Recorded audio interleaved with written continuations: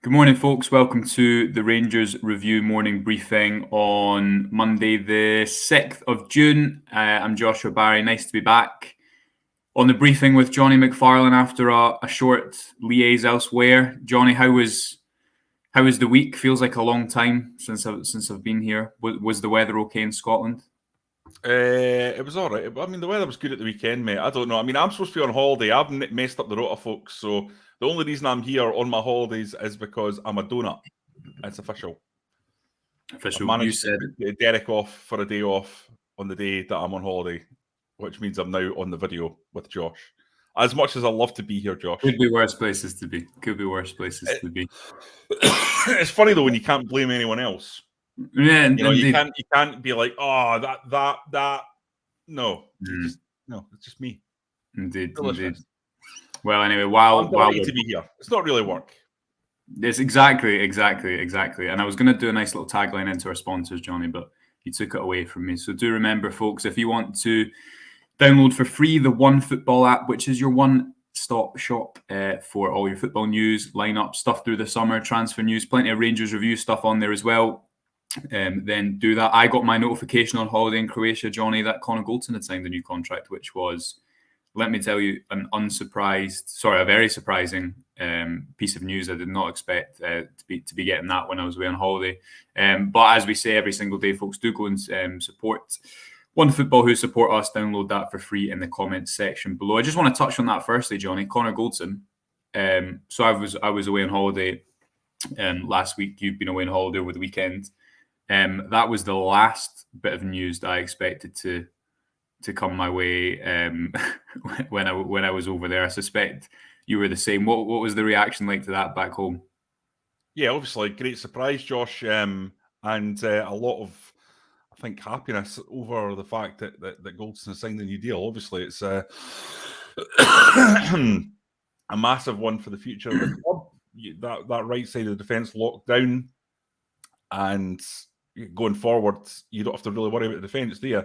Actually, I noticed that Rangers were in the market for a left-sided central defender. The guy's name escapes me. I sent it to you in the group chat yesterday. Can you remind me of the name? I can't off the top of my head, but I'll go and find it while you continue. I'm so disorganized. I don't even have my phone in front of me. This is what you come for, Josh Timon. So yeah, I think that it's probably further down the rabbit hole of a back three, and it increasingly looks like, well, it's hard to know with Suter and Goldsons. Rangers obviously didn't know if Goldsons was going to stay. That's what it sounds like in terms of Goldsons saying, look, I went away and made a decision with my family in the week after the season. But certainly you look at that, the options Rangers have for a back three at the minute, even when you don't include players like Lundstrom in that, James Sands, there's so many options within that, but they need a couple more left footers because obviously we don't know what's going to happen with Calvin Bassey, and I see those rumours have been rumbling on as they should be. But for me, Jonny, the left side's interesting because Borna Barisic as well is I think Rangers have a little bit of a predicament with him because you've got the plus side of you're not going to be able to, I think, replace Borna Barisic's best performances, his top performances for on the cheap. Really, it's going to be hard to do that, but consistently. Obviously, we know in this season he had maybe two dips, where he looks like a completely different player 1 month after the other. And if Calvin Bassey is to go, obviously we don't know what's going to happen about that, and there might need to be a little bit more of investment in that area. So probably a left footer for me in that back line. I think, Jonny, though, if you have a left footer, one more player signed in that position, that's probably the defensive contingent complete. Would you agree? Yeah, no, I would agree. I would agree with that. Ultimately, the thing is, I still believe that Rangers have a pretty good lineup there, Josh. Ultimately, it was always going to be the case, even if Connor Goldsons had stayed. John Suter, obviously a really good signing. I think most people would look at what he's done at Hearts and say that he could be someone that would add a fair bit to the lineup. And in terms of who's already there, there's depth, there's strength and depth. Yeah, absolutely. Interesting comment from Stephen Kirkland here. And this is something that comes up every single summer, I think, Jonny. Do you see Tav playing in a front three or playing further forwards? I actually think, was it the semi-final that I think Craig Vickers highlighted that piece of defending that kind of epitomised James Tavernier's growth as a defender? In my opinion, Stephen, I think that I think the Tavernier defensive conversation is kind of a little bit based now on seasons gone by. The game that always jumps out to me is the 3-3 Gerrard game against Motherwell when Lee Wallace came on for that final corner, Jonny. And I think Tavernier was caught out for 2 goals. He was playing at right wing back that day. I think he got caught under one cross. But for me now, he's a very good defender as well as all his offensive qualities. He's just come off the back of probably, in my opinion, his best individual season at Rangers, and I think what you're starting to see as well in the last few months of Van Bronckhorst last season is Van Bronckhorst is realising that he has to really base his attack around getting James Tavernier forwards. And in my opinion, Stephen, what I think you'll see increasingly the next season, and you've seen this in pockets, but when Rangers hopefully after the transfer window have more of a sustainable week in, week out option on the right wing, you'll see Tavernier pick up new positions inside the pitch, as he did the game that always stands out to me is the 2-0 game against St Mirren. I don't see him moving further forwards, certainly at this stage in his career. What do you think on that, Jonny? No, I don't, mate. I don't think James Tavernier could offer what he offers at right back anywhere else in the pitch, because he's played the role his career. He knows how to play the role.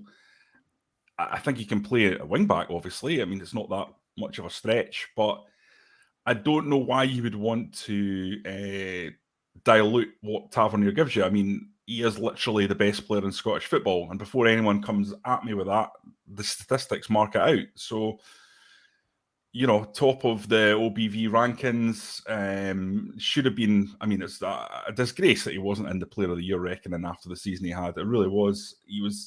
But I think Tavernier, he's so good every year that people sort of forget how good he is. Yeah.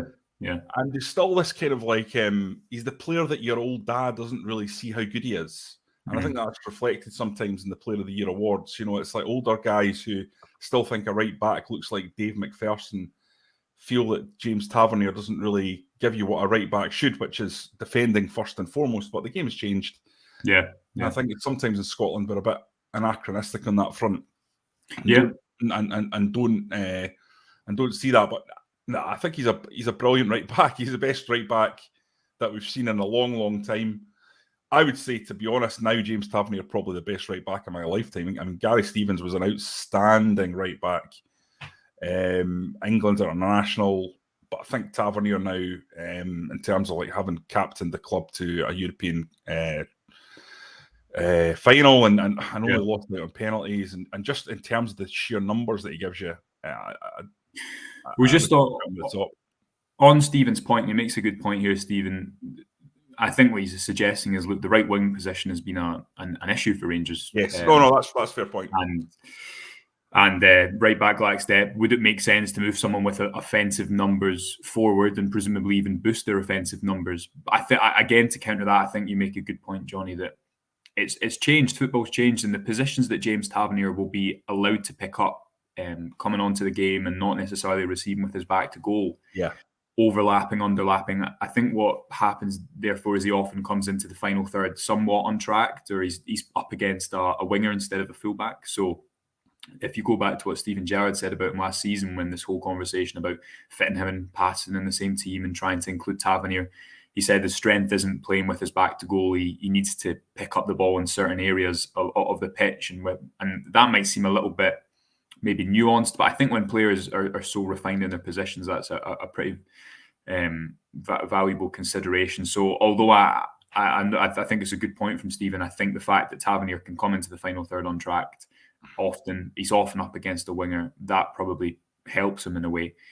And as you say, that especially the relationship with Ryan Jack, which Van Bronckhorst clocked on pretty quickly, I think that negates any real worries about conceding on the counter-attack. I mean, Rangers' counter-attack shots numbers in the Europa League were excellent, some of the best in the competition. That's a far cry from the first Rangers team that James Tavernier played in terms of kind of counterattacks that they received. So, but in terms of a backup to that, before I've got another point I want to come on to, Jonny, for me, Adam Devine did himself no harm in the last couple of appearances he made. Yes. I thought the first thing that he has, a lot of these young players have, is the athleticism to go into a game at Tynecastle, even if it's dead rubber. They're still playing against a relatively strong Hearts team who would not want to get beat by a second string Rangers team.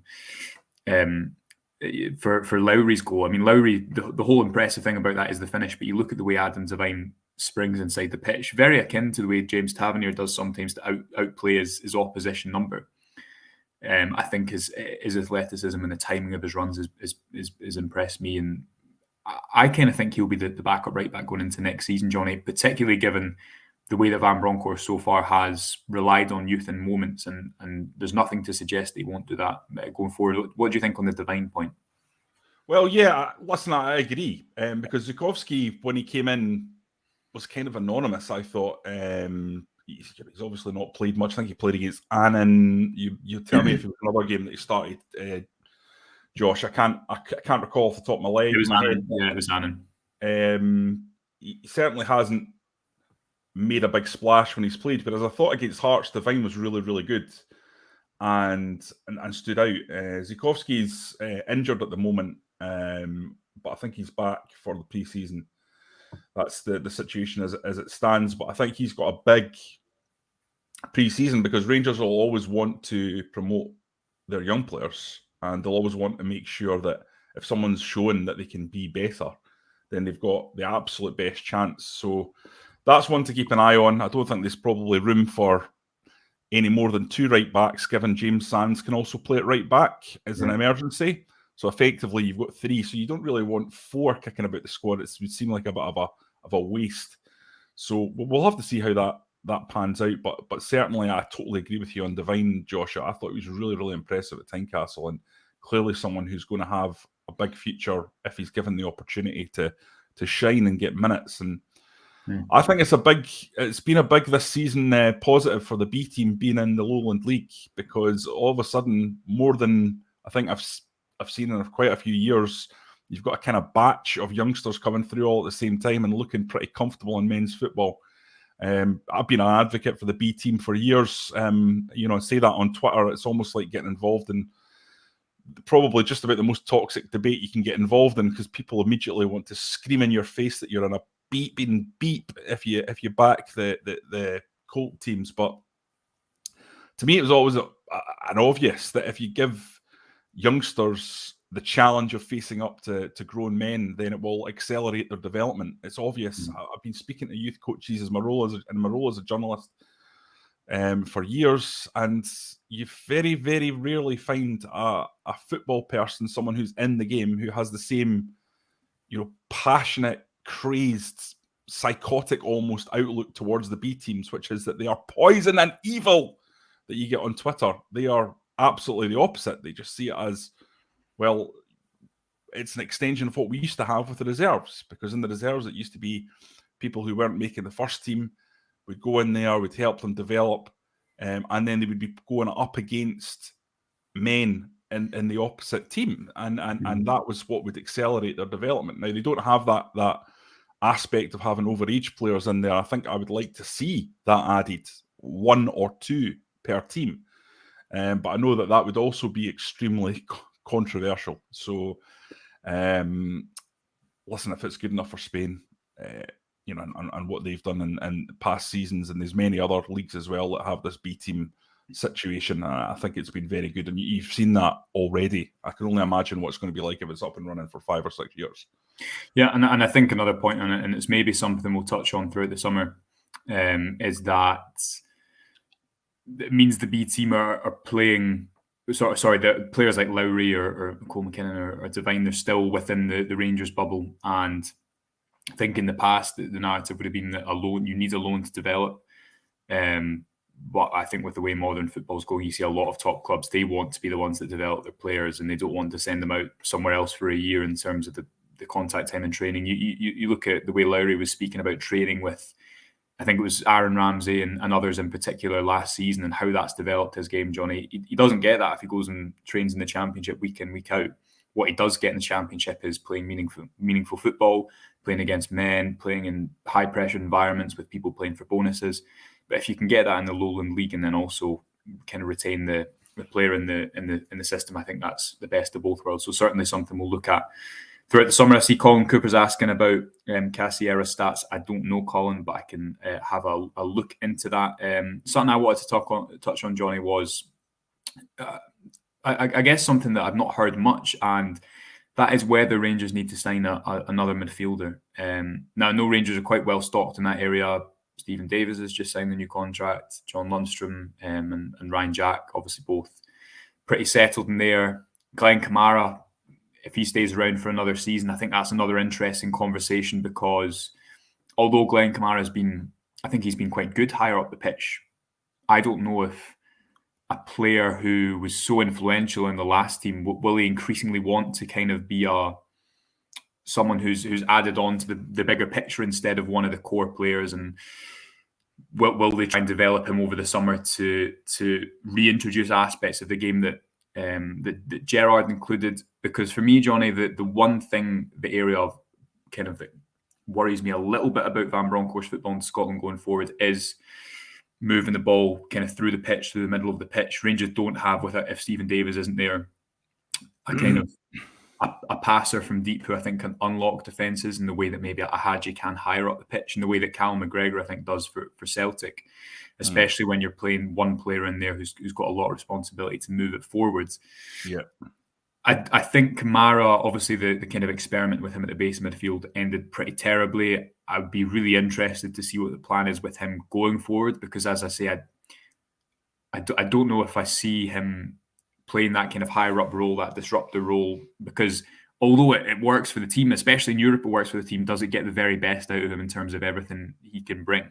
So I'm interested to see when pre-season comes back how Rangers have developed that position, because I think you look at the way that sometimes that midfield is a little bit bypassed too easily. In my opinion, if Rangers don't develop that area, they could be a little bit one-dimensional in terms of the way they want to attack going forward. What do you think of the midfield? Well, I mean, you've got Stephen Davis in there for another year who looked pretty good towards the end of the season. Obviously, you can't rely on a player who's 38 to be playing. But with him in there, with Kamara still there, I don't know, Josh. I mean, I know what you're saying. I think Kamara works better with a partner. He's not a guy who's got the kind of personality and confidence, I don't think, to take the game by the scruff of the neck at the base of the midfield and say, look, I'm the man, put everything through me. In terms of how Van Bronckhorst will tackle the domestic season, I think there needs to be a bit of a rebuild from the bottom up. Mm-hmm. There needs to be a look at how they get bodies into the box and how they flood men forward, because it needs to be much more aggressive. I think what they've got in place is ideal for Europe, and they shouldn't think about that altogether too much. And the current midfield is probably absolutely ideal for that. But if you're talking about, are you talking about bringing in someone who's like a deep lying playmaker, like a Billy Gilmore type, who can accelerate play through the thirds? I don't think you've really got a player in there that is a progressive passer apart from Davis. You know, Jack and Lundstrom, you're right, they're brilliant in Europe and brilliant domestically in a number of games. And I think Lundstrom probably, he moves the ball. The Van Bronckhorst mould, I think, of defensive midfielders, especially where they go into the back three, it's not always about moving the ball forward, you know, through the middle of the pitch, because quite often he wants to go direct, or, you know, the numbers are out wide. But when you're sitting at home, for example, when you're playing at home against a whoever, and it is just about breaking a team down, I do think sometimes the Rangers maybe risk lacking a player that can just be a little bit of a metronome in terms of moving it forwards. And for me, Kamara isn't necessarily, I don't think he's a wonderful progressive passer, but at the base of midfield, obviously, he's quite press resistant. He gives you lots of options. So it'll be interesting to see what happens there going forward. But I guess, and this is a point that someone else makes, Jonny, that comes into our Rangers going to play a three at the back. Because if they play at three at the back, obviously that completely changes the makeup of the midfield. It changes the numbers that you need back in that area of the pitch. So I guess it's one that we'll have to keep out and look at in pre-season. But I just wouldn't be surprised if there's a little bit of movement in that midfield area because of the domestic demands. Josh, Broken Nose Boxing just alerted me to some quotes that have come in the last few minutes from Jhajji's father, Jhajji, who anyone my age will remember extremely fondly because he was an absolutely incredible midfield player. But here we go. He said, Giannis is very well. He went to the Europa League final to see him. I went to the Europa League final to see him, and I will see him for longer because he's coming on holiday with us too. He's done about 50% of his recovery and still has 50% of work to do. His knee is as strong as it was before, and actually probably stronger than before the injury. He's on the right track, and his rehabilitation has worked very well. But it's going to take 3 or 4 more months for him to return. Giannis will get over this difficult moment in his career, though. So that's certainly, if that's the case, and we'll have to check that out, that would be June, July, August, September, October potentially before Jhajji would be back. That would be a bit of a blow, wouldn't it? I think there was a general thought that Jhajji might be back a bit sooner than that. Mm-hmm. Yeah, he will. And I think what Jhajji, players always become better when they're out of the team, and Jhajji did not have a good season last season, but he did the season before, and he gave Rangers the numbers, I think, from midfield that they lacked previously. But he also, I think, can play passes in that final third, unlike many other players. Playing him out wide certainly isn't the answer. That was probably established by the time that he was injured. Was it against Stirling Albion he got injured, or was it maybe? It was something. I think so, mate. I can't remember. There was something weird about it where it was maybe it flared up.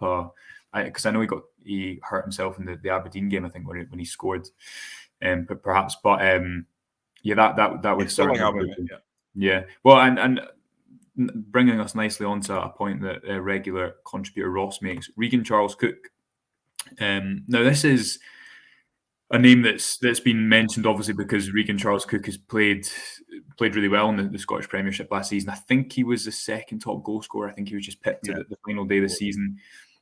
In terms of bringing in someone to kind of challenge in that left wing area domestically, I don't think that would be I think Rangers could sign much worse players than Regan Charles Cook. Obviously, the shopping in the Scottish market has tended to actually go pretty well. And you look at Kamara, Jack, Wright. I think Charles Cook is out of contract this summer. That's maybe one to keep an eye on, Jonny, because it might be one of these low risk signings when you know a player's adapted to the league and could come in and add some competition in that area of the pitch. Yeah, listen, the only thing I would say about Regan Charles Cook, right, and he has had a good season and he is a good player, and he'd be a low risk signing, to be honest. He scored 10 goals, which is pretty impressive, but in 37 games, he's only got 2 assists. I mean, I know that there's a lot of concern about assists in the analytics community and how valuable they are, because if you make a long run, slip in someone else who then slips in someone else, you've actually done probably 55 or 60% of the assist. But it's still that, just looking on the surface of it, that's not that much. I wonder if Regan Charles Cook, Joshua, is more of a counter-attacking style player, and therefore a bit like Jordan Jones, a bit like Brandon Barker, players that previously looked good in Scotland but didn't make much of an impact at Ibrox. He's kind of one of these guys who thrives in space. Mm-hmm. And if you don't have space in behind, then you're potentially losing a big part of your armoury, or all of it, as was the case with Jordan Jones. Yeah, well, and I guess to an extent you could probably argue that with Scott Wright as well. But the Rangers obviously do need to introduce probably a little bit more competition in areas of the pitch. And I know a lot of the discussion at the moment is on: is it going to be a rebuild? Is it going to be more of a refresh? How many players can Rangers feasibly bring in? I see Kevin Nisbet's name kind of in the comments as well. He's obviously been out injured I think he's still out injured. I don't know if that's maybe one that a couple of years ago would have made more sense than it does now, Jonny. But okay, I see Mark's asking massive changes. Yeah, I just want to address this, Joshua. The thing is that's assuming that Ryan Kent signs a new deal, Alfredo Morelos signs a new deal, Joe Aribo signs a new deal, Mark. Mm-hmm. And the reality of this situation is that I think people will be really surprised if they all sign new deals because they've got a year left on their contracts. And last summer would have been the time to sign a new deal if you were going to. So I think certainly from where I'm coming from, I expect there to be significant departures in this summer. And I know that the Connor Goldson staying has probably raised people's expectations on that front. But as part of Rangers' business model, they have to sell players. And the club have been completely open about that, and they deserve a great deal of kudos for not hiding behind the reality. And the reality is that every summer you have to sell one or two players, and they haven't sold anyone yet. Now, that could be Calvin Bassey, and that might be the only sale you need. But personally, I'm going to put my neck on the line here. I really do not want to see Ryan Kent, Alfredo Morelos, and Aribo all being kept. I want them to be sold if they won't sign new deals, because you can't have Rangers running down the contracts to nothing on assets of that value.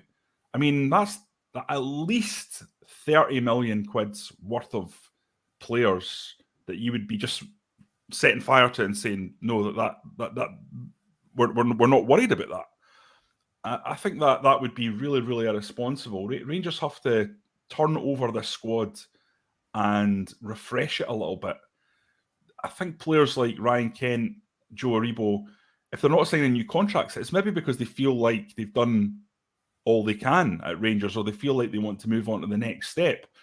And if you hold players like that against their will, I mean, you only have to look across the city to what happened in the 55 season when a number of Celtic players were kept against their will. They wanted to leave, and they just downed tools. Now, I'm not suggesting the same thing would happen, but there is a natural refresh that needs to go on. And I think to deny that there's going to be significant change this summer, or there should be significant change, I think is to deny the reality of the situation. Rangers, I think, need major surgery in forward areas. And if they don't have it, I don't know where the goals are coming from next season. I mean, I spent all last year on these videos going on about it, Josh. I don't know what you think. About the goals in the high areas, or about just about the issue that Mark's touching upon about whether or not there needs to be significant change. I mean, I accept that, Connor Goldson was a big part of the expected change. So when I was going on about massive change last week prior to signing the new deal, one of the things was the biggest defensive rock that Rangers have was expected to be going out the door. Mm-hmm. But I'm just talking about in terms of the contracts suggest that will be the case. And if Rangers are talking about holding on to players who are worth 10 million plus this summer to let them go for free, I just can't get behind that. Yeah, well, I think there's two things on that. Firstly is Rangers didn't really invest before the Champions League qualifiers, did they? They had, I guess they had Lundstrom and Sakala, and that was all maybe they would have signed more players had they got through, you'd presume, to the Champions League. But that we saw how important, I guess, freshness and squad harmony and all these things are in terms of having your squad ready last season when you play against Malmo. I think they'd played about 10 games by that point of the season. The second thing is that the Goldston situation is unique in the fact that Goldston wasn't going to return 20 million last summer, or 15 million. Yeah. Who knows what? I don't know what Kent, Aribo, and Morelos would return this summer. But the Goldston situation, I think, was unique because Rangers knew how important he would be over the season. There was still a chance that he could stay, and that was and we'll really proven in the end, wasn't it? With Kent, Aribo, and Morelos, they're at different stages of their career. They're more valuable players because they're forwards players. I think it's an entirely different conversation. So I agree. I don't expect all three of them to be here next season. And the other point is that as much as last season will rightly be remembered very fondly because of the European run, there was also, the aspect of failure of the league in it. And for much of the season, the conversation wasn't about expected requirement for freshmen. Refreshment in the squad, but it was just the requirement of refreshment in certain positions. Now, maybe the Europa League extends the careers of some players in terms of gives something of a new lease of life. But as you rightly say, Rangers can't go into next season with a front three of maybe Morelos, Kent, and Arfield filling in the right wing because they've still not addressed the right wing position. For me, that would be just wouldn't return the league title. There's not enough goals there. I think they need to evolve. They need to keep introducing young players as they have done. But absolutely, I think you're right that with a player trading model, obviously you have to sell players, and maybe it'll be a Aribo this summer. I know he's been linked to Crystal Palace. It's a very impressive European campaign, especially when you look at his. I think he had the highest expected assists in the knockout stages. Probably won't go to that game against Braga, right enough. But yeah, and obviously scored in the final as well. So I think it's definitely time for that squad cycle to maybe not move as much as we thought, but certainly move. The one thing I would say on that as well, Jonny, is you saw how much of and we obviously highlighted this on your piece on the website, how much of a factor the club was and the pool of the club was in terms of keeping Goldsons here. And I'm sure that exists. Maybe that's a reminder of how much that exists within these players' decisions. You look at the likes of Bassey and how much he loves being evidently at Rangers, and Kent, you see him going up to the fans with a cup at the end of the Scottish Cup game. And you remember after Gerrard left, Kent, I think he did an interview with Sky where he was talking about, I've got unfinished business. And I remember Kent's interview after Rangers won the 55th league title, and it was really emotive, really strong. Maybe not what you'd necessarily kind of attribute with him, because he's quite a quiet guy. But maybe it is a factor that a lot of these guys will want to stay, but they're trying to work out the contract situation. There's so many things that go into this, family decisions, as with the Goldsons thing. But at the end of the day, it's what's the right price for the club, and I absolutely agree with you. So my prediction would probably be that I think Morelos looks on the outset, without any information of it, Morelos looks the most likely to sign a contract based on how settled they seemed to be last season. And Aribo is probably, maybe at this moment in time, the most valuable asset of those three because of his role in the Europa League.